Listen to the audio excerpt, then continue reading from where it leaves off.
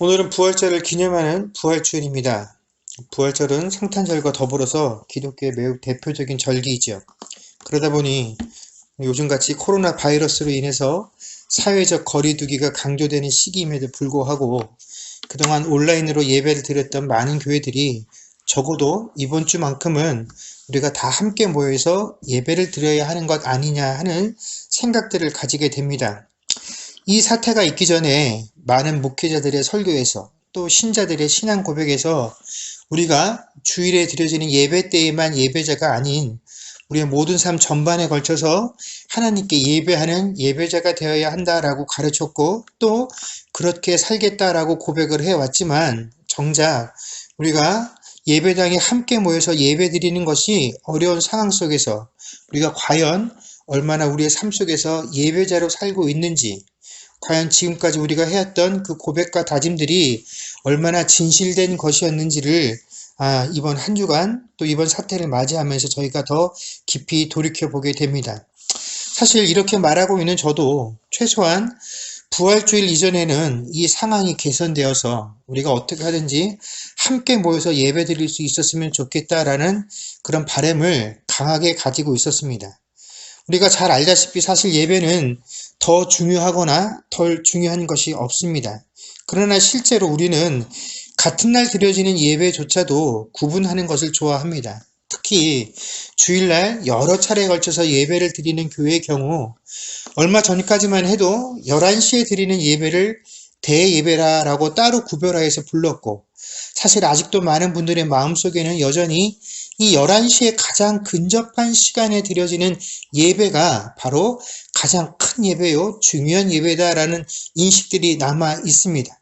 그래서 그 대예배라고 불려지는 예배에는 기도자들도 성가대들도 좀 더 중요하고 크고 많은 사람들이 모이고 그 외의 예배들에게는 좀 더 교회 직분들이 낮은 사람들이 기도를 해도 크게 문제 삼지 않는 그런 모습들을 우리가 많이 경험해서 알고 있죠. 모든 시간에 드려지는 각 예배의 주인이신 하나님은 동일하신데 그 예배에 참석하는 사람들이 자기들 스스로 마음대로 더 좋은 것, 더 중요한 것, 더 중요한 시간들을 정해놓고 하나님이 기뻐하시는 것이 아닌 사람이 만족할 수 있는 신앙생활을 하고 있다라는 것입니다. 우리가 오늘 드려지는 이 부활주일 예배 역시 마찬가지일 것입니다. 오늘 드리는 이 예배 역시 다른 주일날 드려지는 예배와 전혀 다를 것이 없지만 우리가 이 날을 더욱더 특별하게 여기는 것은 우리가 정말로 이 부활의 의미를 너무 사모하기 때문이지 아니면 오늘 이 특별한 절기가 가지는 중요성이나 상징성을 고려하기 때문인지 내가 이 예배를 통해서 진정 사모하고 바라는 것이 하나님이고 부활신앙인지 아니면 이 절기가 주는 특별함인지 이것에 대한 분명한 자각과 고백이 먼저 있어야 할 것입니다. 오늘 본문 말씀을 가지고 설교를 준비하면서 지금껏 느끼지 못했던 사실을 하나 발견할 수 있었습니다. 그것은 뭐냐면 기독교의 대표적인 중요 절기인 성탄절과 부활절은 굉장히 비슷한 부분이 많이 있지만 동시에 분명하게 비교되는 차이점이 존재한다라는 것이죠. 성탄절은 분명 기독교의 절기이지만 실제로는 전 세계인의 명절과 동일합니다. 예수를 믿는 것과 상관없이 심지어 타 종교의 신자들조차도 성탄절을 기대하지요. 믿음으로 분명 기대를 하는 것은 아니지만 왠지 그날이 다가오면 설레는 마음들을 갖게 되고 선물을 나누고 선물을 주고받고 하는 이 과정들을 통해서도 우리가 뭔가 나눈다, 사랑을 느낀다라는 그런 감정들을 갖게 됩니다. 그러다 보니 매체들에서도 아기 예수님의 탄생을 환영하고 그분이 세상에 보여주신 사랑과 화해의 모습을 담자라는 메시지들을 세상에 전합니다. 그런데 부활절은 그렇지 않지요. 오랜 시간 동안 기독교적 문화와 역사의 배경을 가진 서구 유럽이나 북미나 남미에서는 부활절 역시 큰 명절 중에 하나로 여겨지지만 아무리 명절이어도 분명히 성탄절에 비할 바는 아니지요. 더욱이 한국과 같이 기독교적인 배경이 없는 나라에서는 부활절은 성탄절과 달리 철저하게 신자와 교회만의 행사일 뿐입니다. 세상 사람들은 이 부활절에는 관심이 없습니다. 부활절에는 어떠한 것도 기대하지 않는다라는 것이죠. 세상적으로 어떠한 북적거림도 없는 것이 이 부활절의 특징입니다. 그런데 이것은 예수님의 생애에 있어서도 마찬가지였습니다. 예수님의 탄생과 관련해서 예수님의 탄생을 알리는 동방박사들이 예루살렘을 방문했을 당시에는 그들의 출현과 그들이 전한 그 내용으로 인해서 예루살렘에 큰 소동이 일어났다라고 성경이 기록을 하고 있습니다. 또 예수님의 탄생과 관련돼서 천사들이 목자들에게 이 사실을 알려주었고, 비록 초라하기는 했지만 아기 예수님께서는 동방박사들에게 예물을 받기도 하셨습니다. 그러나 부활절이 있었던 그날은 전혀 그렇지 않았습니다. 주님이 부활하셨던 그날은 결코 요란하지 않았었던 것이죠. 그럴 수밖에 없었던 두 가지 이유가 있습니다. 첫 번째는 예수님의 제자들이 예수님의 부활을 믿지 않았기 때문입니다. 아무도 그 부활을 준비하지 못했던 것이지. 누가복음 24장에는 일단의 여인들이 예수님의 무덤을 방문하는 것으로 시작을 합니다. 그런데 이 여인들이 예수님의 무덤을 찾은 것은 부활하신 예수님을 만나기 위함이 아니었습니다. 그들은 예수님의 시신을 정리하기 위해서 그 무덤을 찾아갔던 것이죠. 유대인들의 장례 습관은 시체가 발생하게 되면 그 시체가 부패할 때 나는 그 썩는 냄새를 방지하기 위해서 그 시체에 향품을 바릅니다. 그런데 예수님은 돌아가시고 나서 무덤에 안치되신 후 그 중간에 안식일이 포함이 되어 있었기 때문에 일하지 말라라는 규례를 따라서 사람들이 장례 행위를 할 수 없었기 때문에 이 안식일 다음날 이른 새벽부터 이 여인들이 그 시신을 씻을 향품을 가지고 무덤을 방문했던 것입니다. 그런데 시체가 보이지 않아 근심을 하고 있을 때 천사들이 나타나서 예수님께서 살아서 계실 때, 갈릴리에 계실 때 너희에게 어떻게 말씀을 하셨는지를 기억하라 라는 책망을 듣고 그제서야 예수님의 말씀을 기억해 냅니다. 그들이 기억한 예수님의 말씀이다라는 것은 누가복음 18장 31절에서 33절까지 예수님께서 제자들에게 하셨던 말씀의 내용이지요. 예수께서 12제자를 데리시고 이르시되 보라, 우리가 예루살렘으로 올라가노니 선지자들을 통하여 기록된 모든 것이 인자에게 응하리라. 인자가 이방인들에게 넘겨져 희롱을 당하고 능욕을 당하고 침뱉음을 당하겠으며 그들은 채찍질하고 그를 죽일 것이나 그는 3일 만에 살아나리라 하시되 아멘. 이 여인들 역시 이미 예수님께서 어떻게 죽으실 것인지 또 부활하실 것이다 라는 말씀을 분명히 들어서 알고 있었다라는 것을 우리가 알 수 있습니다. 그런데도 그들은 그 내용을 전혀 기억하지 못하고 있었죠. 예수님의 부활에 대한 기대와 소망이 그들의 삶 어디에도 존재하지 않았기 때문입니다.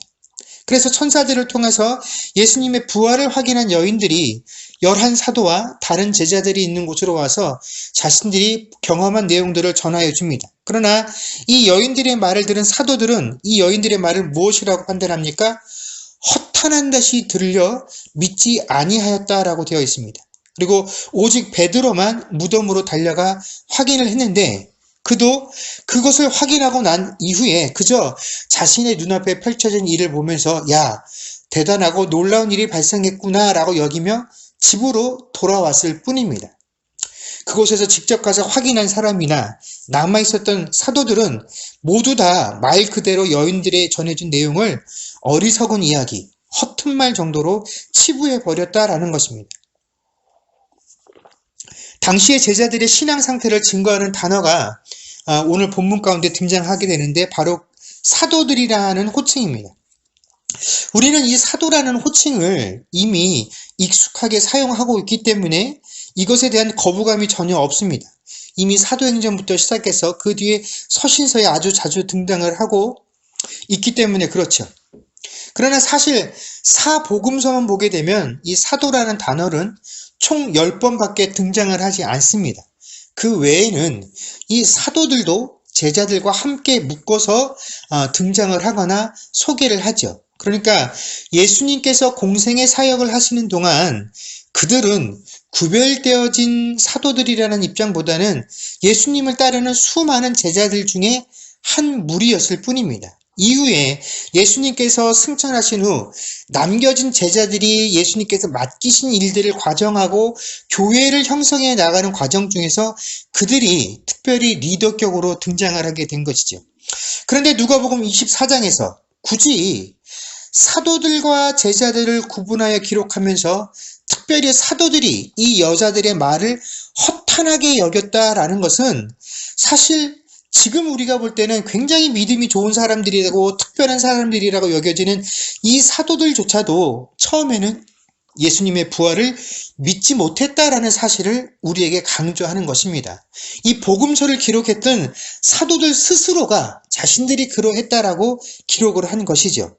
오늘 본문의 말씀도 이러한 연속에서 등장을 하게 됩니다.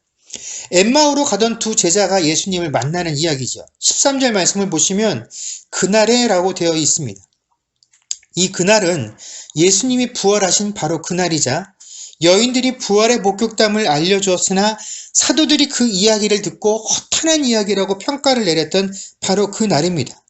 이 두 제자들도 언제부터 예수님을 쫓았는지 알 수 없으나 그들을 제자라고 표현한 것을 보면 분명 예수님 가까이에서 그분을 쫓으며 그분의 말씀을 직접 듣고 배웠다라는 것을 우리가 짐작할 수 있습니다. 그 중에는 분명 부활에 관한 내용도 포함이 되어 있었겠지요.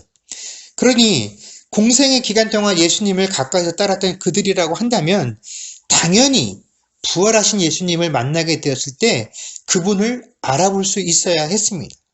하지만 그들은 저녁이 되어 그들이 함께 유하로 들어가자라고 권할 만큼의 시간이 지나도록 예수님과 동행하며 이야기를 나누었음에도 지금 자신들과 함께 하신 분이 예수님이신 것을 전혀 알아보지 못했습니다. 그 이유를 성경은 그들의 눈이 가려져 있었기 때문이다 라고 소개를 합니다.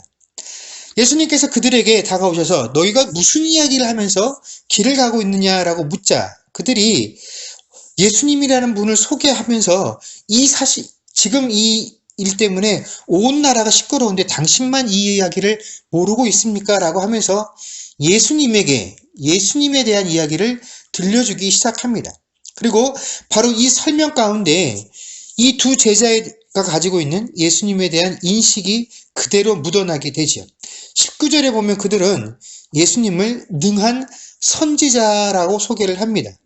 물론 예수님은 모세가 예언했던 나중에 자기와 같은 선지자가 생길 것인데 라고 말했던 그 선지자이기는 하지만 선지자로 오신 분은 아니십니다. 그분은 메시아로 구세주로 이 땅에 오신 것이고 그 사실을 늘 선포하셨음에도 불구하고 정작 제자인 그들은 예수님을 메시아라고 소개하지 못하고 선지자라고 소개를 하고 있습니다.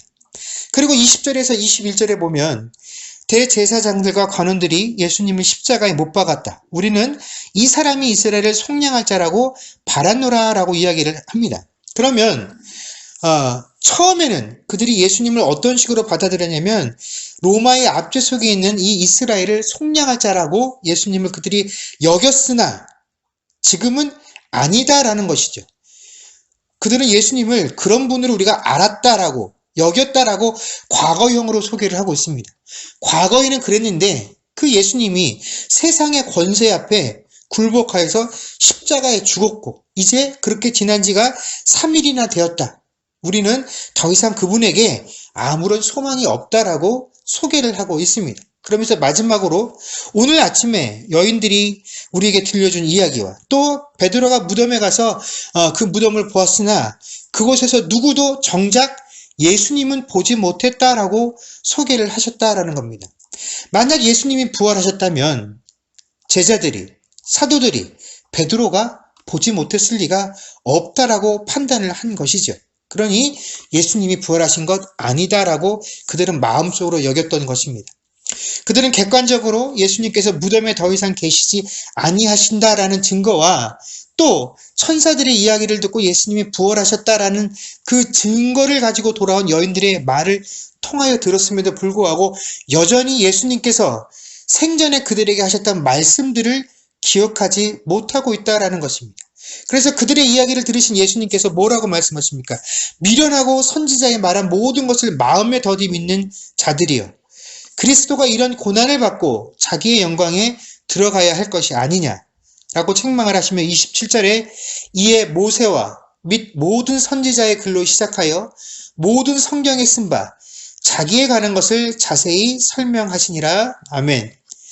바로 여기에 왜 부활을 맞이한 그 아침이, 그날이 왜 그렇게 조용하게 진행되었는지 두 번째 이유가 드러납니다. 그 조용하게 부활을 맞이하시는 것이 예수님이 원하셨던 방법이기 때문에 그렇다라는 것입니다. 부활하신 예수님은 세상 앞에 당신을 드러내지 않으셨습니다. 사실 예수님의 이 부활 사건을 공식적이고 역사적인 사건으로 만들 수 있는 확실한 방법이 있었습니다. 그것은 부활하신 예수님께서 직접 당신의 죽음을 결정하고 선언했던 이 빌라도 총독이나 유대의 종교 지도자들 앞에 나타나셔서 내가 살아났다라는 증거를 보여주셨으면 됩니다. 그러면 예수님의 부활은 명백한 사실로 로마의 역사 속에 기록으로 남았을 것입니다. 그러나 예수님께서는 그들 앞에 나타나지 않으셨고 그들에게 증거를 보여주지도 않으셨다라는 것입니다. 사실 교회가 부활절을 기념한다라는 것은 어떤 의미에서 예수님의 원수였고 대적에게 통쾌하게 복수를 한다라는 의미가 있습니다. 봐라, 너희 로마와 유대의 종교 지도자들과 무지한 이스라엘 백성들아, 너희가 하나가 되어서 예수님을 죽였지만 예수님은 살아나셨다. 마치 세상을 향해서 내가 이겼노라라고 선언하는 것처럼 보이지만 예수님께서는 그 선언을 세상을 향해 하지 않으셨다라는 것이죠. 심지어 부활하시고 난 이후에 제자들에게도 찾아오지 않으셨습니다. 오늘 본문만 해도 이 답답한 제자들에게 처음부터 내가 바로 부활한 예수다라는 것을 가르쳐 주셨다라면 오히려 그들은 금방 예수님을 믿고 부활을 믿었을 것입니다. 그러나 오랜 시간을 들여서 예수님은 다시 그들에게 말씀을 설명해 주시는 것으로 모든 것을 대신하셨습니다. 왜냐하면 예수님은 이미 말씀으로 모든 것을 행하셨기 때문에 그렇다라는 것이죠. 요한복음의 말씀처럼 예수님은 말씀으로 이 땅에 오셨고 그 말씀에 순종하고 그 말씀을 이루는 삶을 살았고 제자들에게 마지막에 말씀을 주시고 십자가에서 죽으신 것입니다. 예수님이 떠나시고 난 후 그들은 비로소 자신들과 함께 있었던 그분이 예수님이었다라는 그 사실을 깨닫고 난 후에 이렇게 고백을 합니다. 32절에 보면 그들이 서로 말하되 길에서 우리에게 말씀하시고 우리에게 성경을 풀어주실 때 우리 속에 마음이 뜨겁지 아니하더냐 하고. 아멘. 바로 그들이 말씀을 들을 때 그 성경의 말씀들을 해석해 주심을 들을 때에 그들의 영적인 안목이 변화되기 시작했던 것입니다. 여러분, 본 사실로만 따진다면 우리 중에 누구도 부활하신 예수님을 우리의 눈으로 확인한 자는 없습니다. 그러나 이 제자들도 눈앞에 부활하신 예수님을 보고도 믿지 못하였으나 정작 그 약속하신 말씀들을 설명해 주실 때에 그들의 마음이 뜨겁고 부활하신 예수님을 확인할 수 있었던 것처럼 우리도 역시 눈으로 살아나신 그 예수님을 목격하지는 못하였으나 이 성경을 통하여 계시하신 그 말씀의 내용들을 믿기 때문에 우리는 예수님의 부활을 믿습니다. 많은 이들이 뜨겁게 신앙생활하고 싶어 합니다. 특히 요즘처럼 바이러스가 우리의 일생을 위협하는 이런 상황 속에서도 우리가 함께 모여 예배드리면 하나님께서 우리가 이렇게 열심으로 모이니 이 질병으로부터 우리를 안전하게 지켜주실 것이야 라고 하는 이런 기대감들을 가지고 예배드리는 것, 함께 모이는 것을 우리는 뜨거움이다 라고 생각들을 합니다. 그렇게 함께 모여서 으쌰으쌰 하고 또 이런 특별한 날을 기념하는 것들이 우리의 신앙에 도움이 되어진다라고 생각을 합니다. 이런 것들이 우리를 뜨겁게 만든다라고 생각을 합니다. 그러나 여러분, 우리는 결코 뜨거워지기 위해서 신앙생활하는 것이 아닙니다. 이 신앙의 뜨거움들은 우리의 열심과 우리의 열정에서부터 시작되어지는 것이 아닙니다. 오늘 이 두 제자가 겪은 것처럼 오직 말씀을 통해서만 이루어지는 것입니다. 그래서 우리가 그 말씀의 내용을 전적으로 신뢰하고 예수님께서 우리의 눈에 보이던 보이지 않던 이 기록되어진 말씀들이 모두 사실이다라는 것을 믿으며 그 말씀에 순종하는 삶이 있다라고만 한다면 우리의 마음은 이미 뜨거운 것입니다. 단지 내가 그것을 느끼는 시점이 사람마다 다른 것 뿐이지요. 디모데후서 3장 5절 말씀에 이런 말씀이 있습니다. 경건의 모양은 있으나 경건의 능력은 부인하니 이 같은 자들에게서 내가 돌아서라. 여러분, 우리의 신앙과 우리의 예배가 경건의 모양을 추구하느라 그 능력을 잃어버려서는 안 될 것입니다. 이 부활주일 역시 부활 예식은 기념하지만 정작 부활의 능력이 없는 교회가 되어서도 안 될 것입니다. 사랑하는 성도 여러분, 오늘날 우리들의 신앙 모습은 어떠합니까? 우리가 만약 부활주일이라는 것을 부활주일이라는 특별한 기념적 주일로 기억한다라고 한다면 이 안에 부활신앙은 죽어 있을 것입니다. 우리가 이 주일을 맞이하면서 다른 주일과는 무언가 다른 특별한 주일이라는 것으로 느껴지거나 우리가 부활주일이면 기념행사 같은 것을 좀 해야 하지 않나 하는 정도로 생각한다라고 한다면 이러한 우리 생각 속에, 이러한 우리 모습 속에 부활신앙은 죽은 것일 것입니다. 이러한 예식이나 행사로 부활이 특별해지거나 능력을 보려하는 것도 아니고 오직 부활신앙이 제대로 발휘되고 살아남는 지점은 우리가 그리스도의 부활을 제대로 알고 배워서 그것을 믿고 따라서 삶에서 부활의 능력을 발휘할 때 부활신앙이 드러나게 되어지는 것입니다.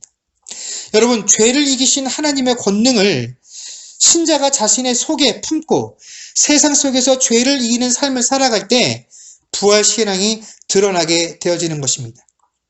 오늘날 우리의 신앙이 많은 것에 제약을 받고 있으나 우리의 능력이나 우리의 열심이 아닌 주님의 말씀과 그 약속을 인하여 여전히 주님의 뜨거움을 느끼며 진정한 부활신앙의 능력이 드러나도록 살아가는 주님의 교회가 되어질 수 있기를 주의 이름으로 간절히 축원합니다. 기도하겠습니다. 그렇습니다. 주님, 오늘은 부활주일입니다. 저희에게 허락되어진 모든 상황들이 저희가 함께 모여 예배드리지 못함들을 맞이하고 있습니다. 이런 상황 속에서 우리가 어떻게 더 이 날을 기념하고 어떻게 더 이 날을 주께서 허락하신 그 뜻에 맞게 살아낼 수 있을까요? 우리가 함께 모여 예배드릴 때에는 이 날의 특별함들을 우리의 모임 가운데 우리가 준비하는 행사들 가운데서 찾았습니다.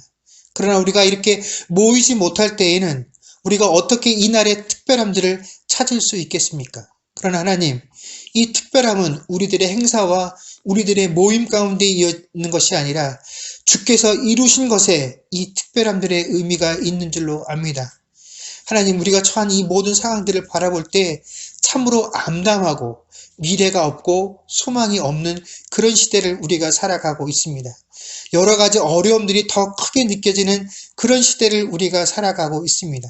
그러나 부활을 통하여 사망 권세를 이기심을 우리에게 확증해 주셨던 주님, 부활을 통하여 주님께서 가르쳐 주셨던 모든 말씀들이 참된 것이요 진리인 것을 우리에게 증거하셨던 주님, 이 어려운 상황 속에서도 우리가 눈으로 직접 부활하신 주님을 보지 못하였으나 우리는 이 주님께서 약속하신 말씀들을 통하여 주님께서 우리에게 주신 모든 것들이 진리요 참인 것을 믿습니다. 그래서 그 말씀에 순종하며 살아갈 때 우리는 바로 이 부활신앙에 참여하는 것인 줄 압니다.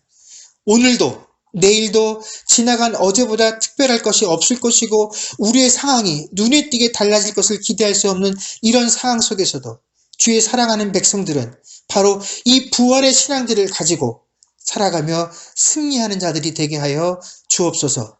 감사드리며 우리 주 예수님의 이름으로 기도드립니다. 아멘.